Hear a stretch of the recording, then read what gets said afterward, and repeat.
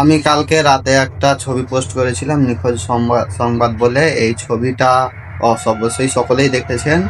হ্যাঁ, ছবিটা যে ছেড়েছিলাম একদম সত্যি। আর বাচ্চাটাকে কালকে সকাল 5:30 থেকে মানে 17 তারিখ নিখোঁজ পাওয়া যাচ্ছে না। আমি বিদেশে কাজ করি, সবাই জানে।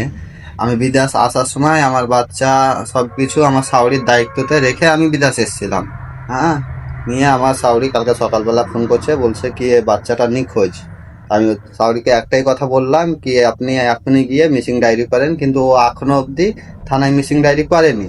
তো এইখানে বোঝা যাচ্ছে এই ব্যাপারটাই শাওরিরও হাত আছে।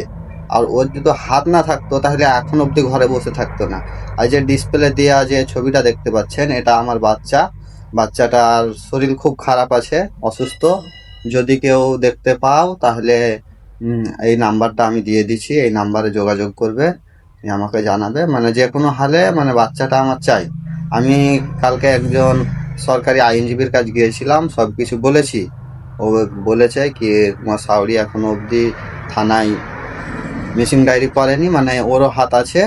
হ্যাঁ, ওদেরকে যে কোনো হালে বাচ্চা পৌঁছাতে হবে। এই ভিডিওটা সবাই একটু বেশি করে শেয়ার করবে, হ্যাঁ, যাতে বাচ্চাটা আমার কাছে চলে আসতে পারে এই ভিডিওর মাধ্যমেই।